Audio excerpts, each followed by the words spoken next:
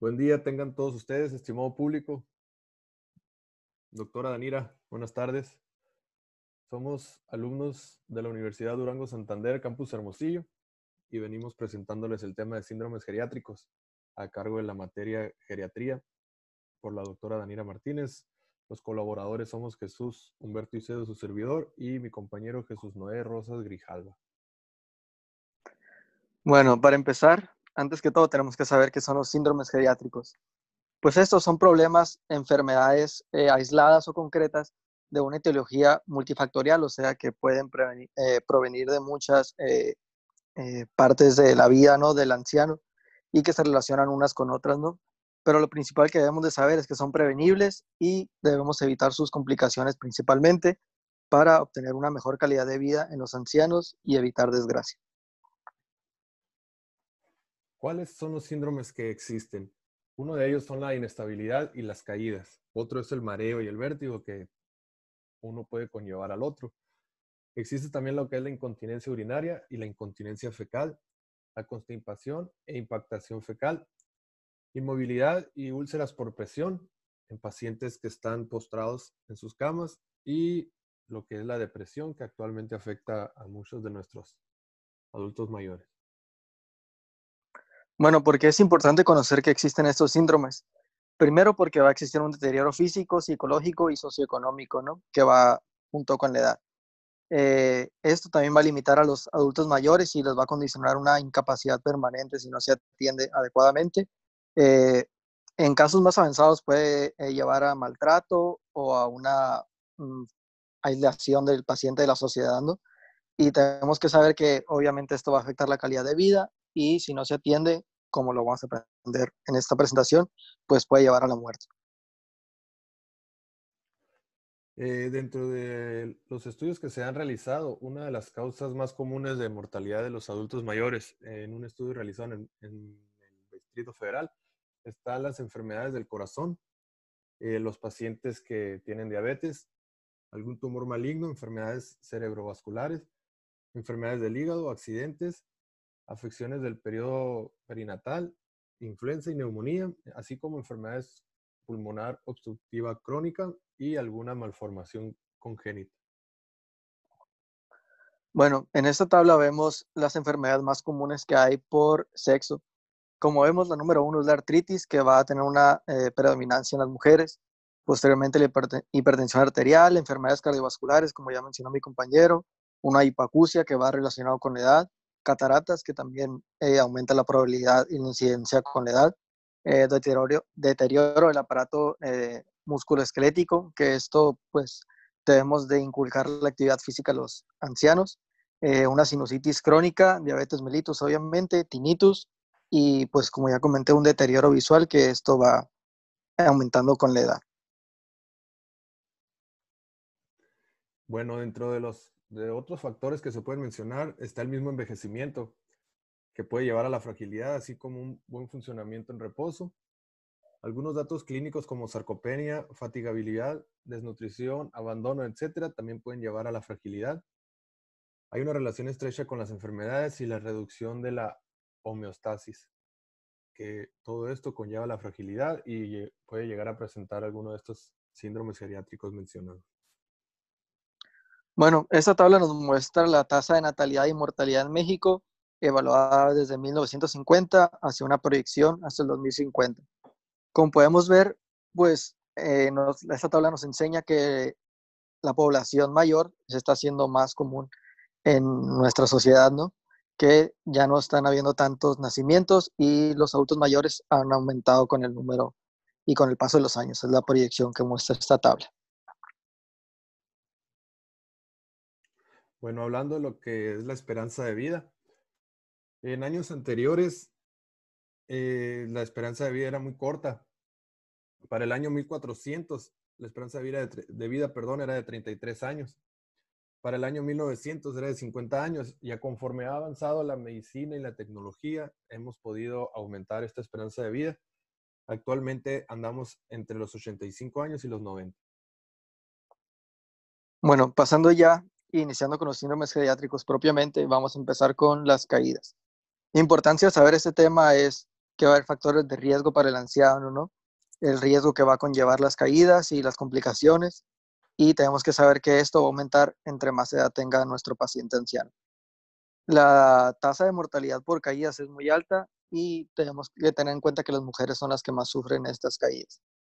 Y hay un estudio, una estimación que el 2/3 de los ancianos o 2 de cada 3 de los ancianos van a caer de nuevo dentro de los 6 meses posterior a la primera caída. El registro de una caída se considera factor predictor para una fractura de cadera al año que, como sabemos, tiene muchas complicaciones en la vida después de sufrir esta fractura. La prevalencia de las caídas está dentro de un 30 y 50% con una incidencia anual del 25 al 35%. Del 10 al 25% de las caídas en el adulto mayor provocan fracturas y de estas 5% requieren hospitalización. Las caídas son el 30% de las causas de muerte en los mayores de 65 años. Bueno, van a existir factores de riesgo que van a aumentar pues el mismo riesgo, ¿no? de condicionar algunas caídas, y estos se van a dividir en dos, que son los intrínsecos y los extrínsecos. Y tenemos que ver también cuáles van a tener mayor predominancia e importancia. Bueno, dentro de los factores intrínsecos tenemos lo que es la pérdida del equilibrio y la deficiencia muscular compensatoria, que hay una disminución del arco reflejo, la mecánica articular es muy deficiente, también hay una disminución del diámetro de los huesos y la imposibilidad para mantenerse en un pie durante 5 segundos. Bueno, va a haber condicionamientos, ¿no? que van a provocar las caídas.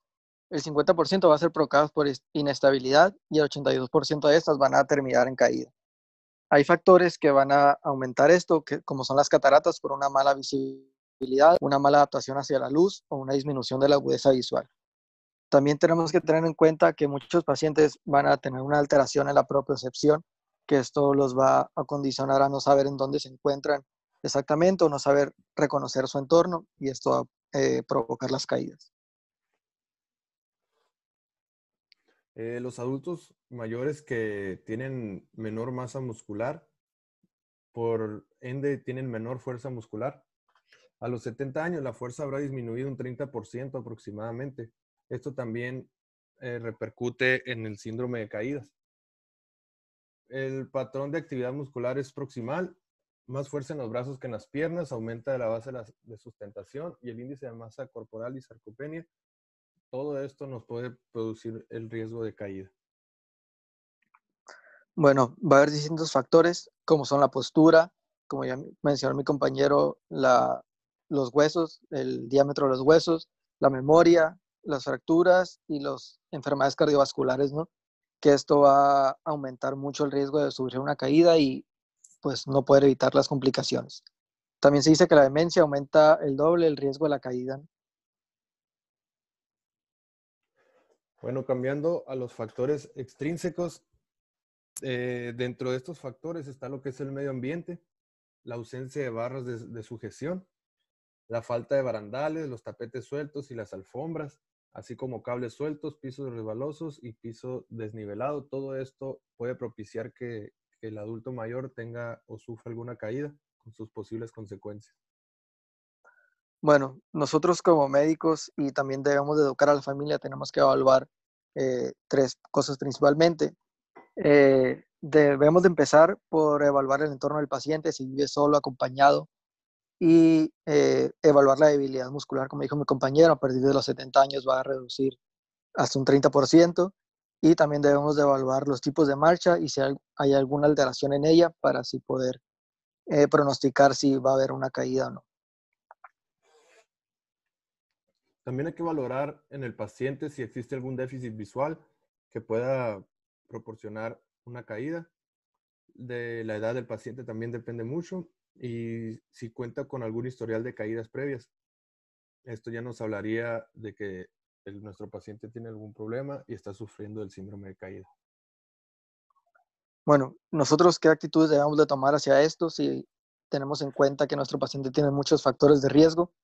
Pues principalmente evaluar las causas, las circunstancias en las cuales se llevan las caídas y las consecuencias que usted pueda tener a corto y largo plazo. Y la finalidad de esto, pues es prevenir nuevas caídas, obviamente, Y pues, ¿qué pasa si prevenimos nuevas caídas? Aumentamos la calidad de vida del paciente y evitamos complicaciones a largo plazo. Para mencionarles un ejemplo, es una anciana con artrosis y neuropatía diabética, que estos son factores intrínsecos, va caminando descalza por el pasillo, que este sería el factor extrínseco, mientras se dirige al cuarto de baño por la noche, que es un factor circunstancial. Todo esto puede propiciar a que la paciente tenga una caída. Bueno, la frecuencia va a variar dependiendo del entorno en que se desenvuelva nuestro adulto mayor. Principalmente va a ocurrir en lugares cerrados. El 62% va a ocurrir en las casas y el 26% en la vía pública.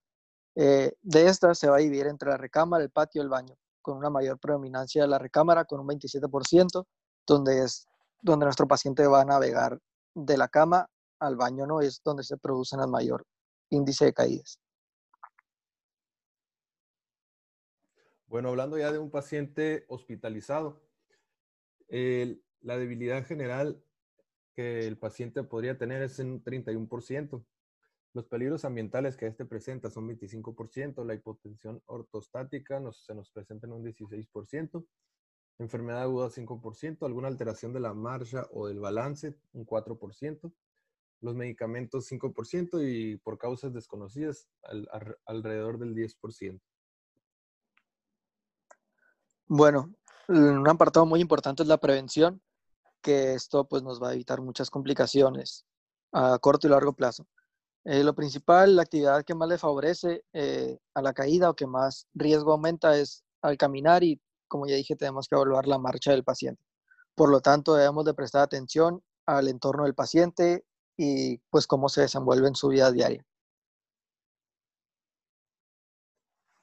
Las caídas constituyen uno de los síndromes geriátricos más importantes por su elevada incidencia y especialmente por las repercusiones que va a provocar en la calidad de vida del anciano como del cuidador. Como ya les hemos mencionado anteriormente, las caídas propician muy frecuentemente a fracturas y las fracturas en un adulto mayor tienen graves consecuencias que pueden llegar a provocar hasta la muerte. Bueno, prevenir que debemos de evaluar estos parámetros. El tipo de lesión más frecuente son las de las caídas en adulto mayor. Van a provocar equimosis, una contusión y también puede llegar hasta una fractura no expuesta que ya podría derivarse hasta una cirugía mayor, conociendo sus complicaciones a corto plazo después de la cirugía. Del 10 al 25% de las caídas en el adulto mayormente provocan fracturas. De estas, el 5% requiere alguna hospitalización. Las caídas son el 30% de la causa de muerte en los mayores de 65 años. Bueno, el 25% de los adultos mayores que sufren fractura de cadera mueren en los siguientes 6 meses, como ya comenté. El 25% de los pacientes que sufren alguna fractura de cadera quedan funcionalmente dependientes. Esto quiere decir que van a depender de algún cuidador y que no van a poder hacer actividades de la vida diaria que estaban acostumbrados antes de la fractura. Bueno, de todo esto, ¿qué es lo que se les tiene que quedar? Que son muy importantes los factores de riesgo. Se tiene que valorar y se tiene que buscar la manera de prevenir que nuestros pacientes sufran las caídas. Y como en todo caso, hay que hacer una buena valoración médica para tratar de prevenir las caídas. Bueno, ¿y cómo lo voy a prevenir? Principalmente conociendo el entorno, ¿no? Del paciente, lo que nos digan los cuidadores, los familiares, cómo se desenvuelve en él y las actividades que éste realiza en su entorno de la vida diaria. Bueno, también tenemos los que son las barreras arquitectónicas. Los mecanismos más frecuentes de caída son un resbalón, que es la más frecuente, algún tropiezo y la pérdida del equilibrio. Hay que estar, como ya mencionamos, muy atento de nuestro alrededor, de nuestro ambiente, del lugar en el que se desenvuelve el paciente, para que no vaya a sufrir alguno de estos percances. Bueno, algunas acciones que debemos de tomar para prevenir esto y enseñarle al paciente y al cuidador, pues es encender la luz al levantarse de cualquier área, principalmente en la noche, utilizar zapatos cómodos que le permitan una buena deambulación y tenemos que tener en cuenta y enseñar a los pacientes que las sandalias aumentan el riesgo de caídas. y si se puede adaptar o enseñar a los pacientes a utilizar el barandal para prevenir alguna caída. Así como evitar suelos mojados y los barandales deben de estar presentes en el baño para que el paciente tenga la manera de tener alguna sugestión, de poderse detener y en dado caso de que llegue a sufrir una caída, pues tenga la manera de evitarla o recuperarse y que no llegue a caerse. Bueno, como ya mencionamos otros factores de riesgo, pues, y que tenemos que enseñar a los pacientes, pues es evitar dejar objetos en el suelo y también fijar bien los tapetes o la alfombra, no la base donde deambula el paciente para que este no sea un factor de riesgo y provoque una caída. También se aconseja mantener la casa ordenada para que no anden los utensilios por ahí rodando y teniendo un gran potencial para producir una caída. Acomodar bien los muebles para que no se estén obstruyendo. Tener la cocina con tranquilidad y organizada todo a su tiempo para que no haya más percances. Bueno, también tenemos que enseñar que caminar despacio, pues es una manera correcta de evitar las caídas, identificar los sitios, ya sea en la casa, en la vía pública o por donde camine el paciente con más frecuencia para evitar las caídas y que no dependan de alguna cirugía para volver a su funcionalidad. También se debe utilizar apoyo para poder andar y evitar las sillas. Eh, Se puede apoyar en barandales o como en la imagen anterior puede haber el bastón o la andadera para que tenga mayor sujeción y no se vaya a caer. Bueno, también tenemos que enseñar a los pacientes a empezar con una activación física, como ya vimos en la práctica de esta misma materia, para que aumente la fuerza muscular, la estabilidad y esto no lo condicione pues alguna caída y como vamos a ver más adelante hacia otros síndromes. También se deben de reconocer limitaciones, no hay que dejarle todo al adulto mayor. Hay que saber localizarlos y ayudarles y enseñar a pedir ayuda. Muchos de las personas mayores se creen muy autosuficientes y no les gusta andar pidiendo ayuda porque supuestamente molestan a los demás. Entonces hay que enseñarles a que ocupan la ayuda. Bueno, la compañía es un aspecto muy importante ya que pues con una buena compañía vamos a estar más al pendiente del paciente y su entorno. eh, Tanto sea en el transporte, en los movimientos de algún vehículo, en las aceras estrechas, también tenemos que ayudar a los pacientes, en el pavimento defectuoso y pues los tiempos, ¿no? de deambulación del paciente los tenemos que conocer para saber más o menos qué tanto tiempo tarda en algún lugar y si excede este tiempo, sospechar de alguna caída. Y obviamente evitar los medicamentos y no crear una polifarmacia, ya que muchos fármacos hacen interacción unos con otros y pueden condicionar hacia algún vértigo. Dentro de la revisión del adulto mayor está la valoración médica, que es muy importante.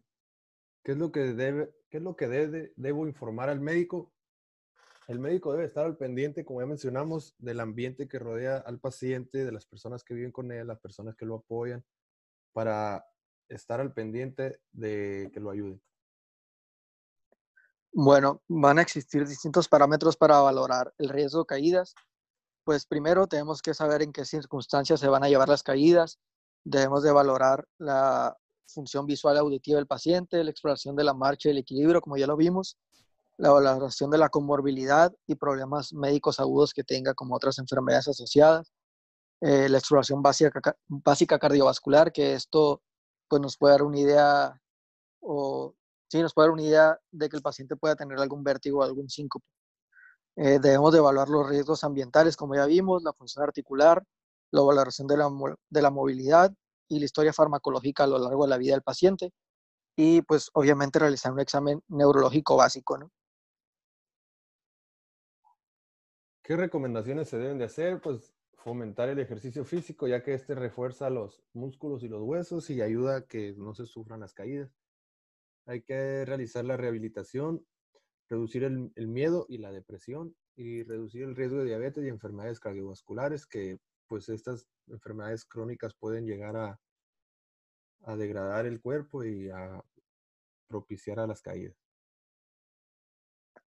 Bueno, el tratamiento pues debe ser enfocado a evitar las complicaciones físicas y psicológicas, ya que muchos pacientes, como ya mencionó mi compañero, no quieren pedir ayuda y esto los puede llevar hacia un aislamiento social o en algún máximo grado la depresión.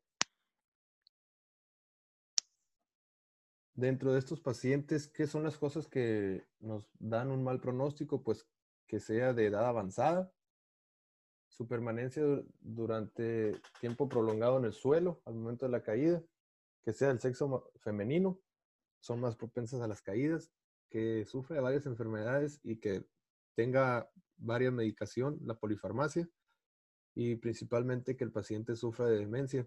Esto nos lleva a un gran riesgo de caída. También tenemos que enseñar o aprender que aprendan los pacientes cómo levantarse de alguna caída, ¿no? Pues primero tenemos que enseñar que el paciente se debe colocar boca arriba y girarse hacia un lado. Posteriormente, situarse en 4 patas en 2 tiempos y posteriormente, si hay algún objeto cerca, alguna mesa, alguna silla, apoyarse de ella para que se levanten completamente. Y pues como recomendación, avisar que tuvo una caída y que no se quede como un simple accidente, ya que muchas veces no nos damos cuenta de lo que haya ocurrido internamente en el paciente. Bueno, pues es muy importante minimizar el riesgo sin que la movilidad y la independencia funcional de este se vea restringida.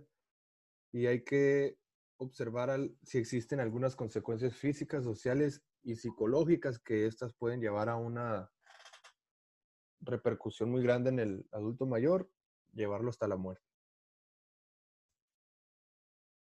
Como sabemos, pues las enfermedades psicológicas y neuropsiquiátricas van a condicionar o nos van a advertir de un alto riesgo de caídas en los pacientes, así como otras complicaciones. También hay que checar el síndrome poscaída, que aumenta la rigidez de las articulaciones, aumenta la debilidad y esto puede llevar a lo que es la hospitalización. Hay que ver si después de la caída persiste el dolor. También puede presentar miedo a volver a caer. Los pacientes quedan con miedo de caminar por el miedo que tienen a caer.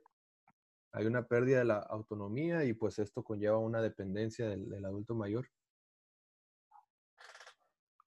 Debemos de enseñar a los pacientes que una caída pues puede llevar a altos riesgos en su vida y puede disminuir la calidad de la misma, ¿no?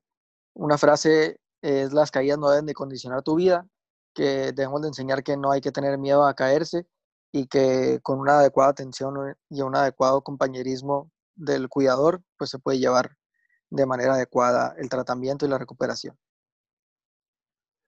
Al momento de que un adulto presente una caída, hay que valorar el por qué sufrió la caída. Las consecuencias de la caída se podrán observar después, pero lo que importa es por qué se cayó. Puede haber sido por un mareo, porque el paciente sufrió vértigo o algún síncope. Bueno, esto va a condicionar principalmente la inestabilidad en el espacio que se desenvuelve el paciente y, como ya sabemos, el síncope es la pérdida del estado de conciencia y de alerta, que esto va a llevar a la inmovilidad, incapacidad para realizar actividades de la vida diaria y, como estamos hablando, pues condicionar caídas con más frecuencia.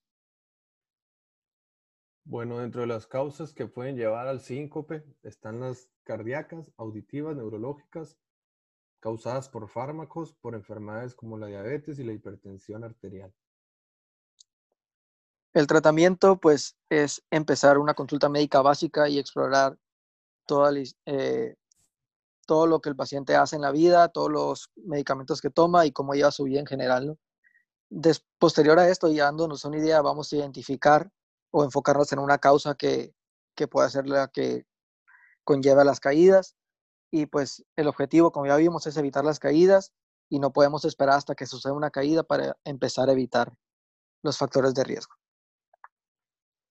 Dentro de las consecuencias que se presentan está cuando el paciente ya no se puede mover o que no quiere moverse. Esto lleva a una estancamiento social en el cual el paciente se la lleva acostado o no puede levantarse. Entonces esto lleva a la inmovilidad y esto puede causar lo que son las úlceras por presión y posteriormente causar una infección y la muerte. Bueno, como definición, ¿qué es la inmovilidad? Pues esta se define como la disminución de la capacidad para desempeñar actividades de la vida diaria por el deterioro de las funciones motoras, así como neurológicas. Bueno, dentro de los factores de riesgo están los factores predisponentes intrínsecos de inmovilidad y los extrínsecos. Dentro de los factores intrínsecos tenemos las enfermedades musculoesqueléticas, como son las osteoartrosis, fractura de cadera, osteoporosis, aplastamientos vertebrales, artritis, polimialgia reumática. También están las enfermedades neurológicas, como un accidente cerebrovascular, la enfermedad de Parkinson y las demencias en fases avanzadas y la depresión. También tenemos lo que son las enfermedades cardiovasculares, las pulmonares, las endocrinas, como son la diabetes y el hipotiroidismo, los déficits sensoriales y las causas psicológicas, como el síndrome postcaída. Dentro de los factores extrínsecos están los factores iatrogénicos, como la prescripción de reposo, medidas de restricción física, sobreprotección, fármacos, factores ambientales como la hospitalización, las barreras arquitectónicas y los factores sociales como la falta de apoyo social y de estímulo. Bueno, la prevención es lo principal que debemos de inculcar en los pacientes y en la familia de los adultos mayores. Debemos de enseñar a los pacientes que el ejercicio físico va a ser de gran beneficio para ellos, ya que con esto aumenta la flexibilidad, la resistencia, el equilibrio y podemos empezar con aspectos básicos como clases de baile, clases de ejercicio que están adaptados para la edad del paciente. Todo esto con el fin de evitar el encamamiento, la sedestación. Las muletas pueden ser de apoyo para poder caminar, las caminadoras, las sillas de ruedas y los bastones nos pueden ayudar a que el paciente realice pues ejercicio acorde a sus posibilidades. Bueno, esto se va a dividir en tres aspectos básicos, que va a ser el objetivo de alcanzar la mínima sedestación, activar promover la actividad articular para que haya una mayor estabilidad en general del paciente y potenciar la musculatura, ¿no? Empezando por las clases y la actividad física. Dentro de las complicaciones que se pueden presentar está la intolerancia al ejercicio, la tromboembolia, la disminución muscular, la osteoporosis, las contracturas musculares y la deformidad de las articulaciones, ya que pues estos pacientes pueden sufrir de enfermedades crónicas, así como de atrofia muscular y lo de los huesos. Otras complicaciones ya un poco más serias pues serían una neumonía. Como sabemos, a partir de los 65 años aumenta el riesgo de mayor mortalidad de presentar una neumonía, la depresión, que esto va a empezar principalmente por un aislamiento social, estreñimiento, eh, también las infecciones urinarias, depresión como ya dije, y como ya mencionó mi compañero al inicio, las úlceras por presión, que pueden derivarse hasta una sepsis. Bueno, para la movilización, los cambios posturales han de ser frecuentes, programados y regulares. Inicialmente cada 2 horas y después ajustado a cada enfermo según la aparición del eritema cutáneo. Además, también deben de llevarse a cabo cuando el anciano está en sedestación, tomándolo por las axilas desde atrás y levantándole los glúteos durante unos segundos. Todo esto para evitar las úlceras por presión y infecciones, la sepsis, muerte. Bueno, las úlceras por presión pues van a tener un alto riesgo de muerte hasta un 27%. Como ya mencionó mi compañero, debemos hacer caso a las posturas, hacer cambios de postura recurrentes para no, para no alcanzar estos grados de deterioro de la función social del paciente. Bueno, los lugares más frecuentes donde se presentan las úlceras pues son en los pacientes que están como normalmente se hace acostados boca arriba y cuando tienen mucho tiempo sin realizar ningún movimiento se va causando lo que es la isquemia del tejido y puede llegar a causar las ulceraciones. Y los lugares donde más son comunes son en los codos, en las caderas, en el sacro en las vértebras, en los omóplatos, las rodillas y los talones. Bueno, hay distintas posiciones en las que puede causarse esto. La principal es, como ya mencionó mi compañero, es de cúbito supino o boca arriba, de cúbito lateral, que es de lado, y de cúbito prono, que es boca abajo. También hay pacientes que duran mucho tiempo sentados y esto le podría ocasionar ulceras por presión en la región sacra.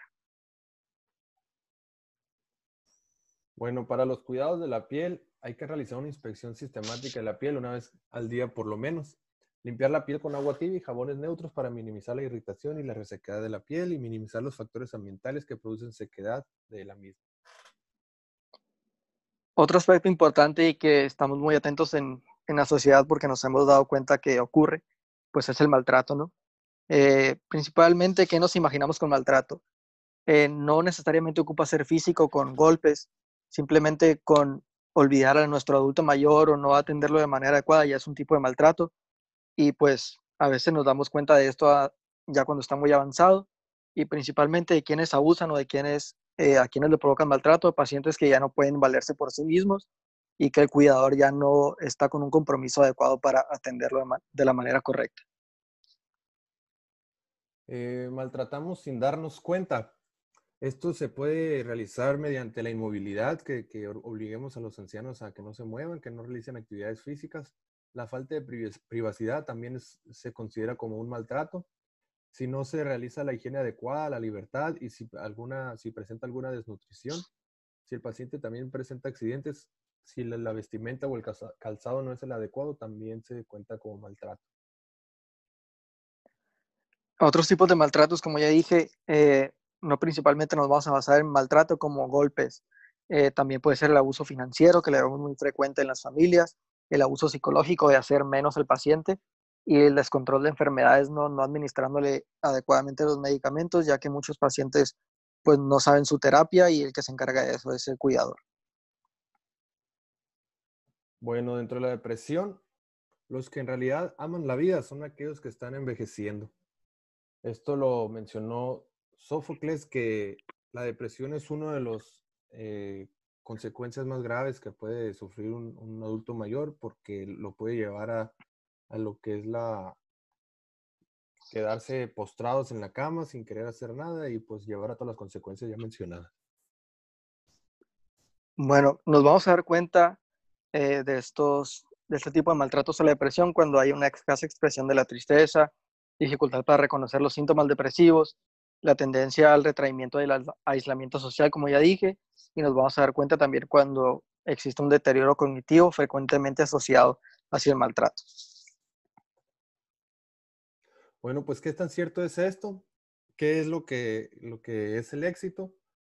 Pues todo lo que les hemos mencionado conlleva una cosa con la otra, como si se dieron cuenta, todo va relacionado.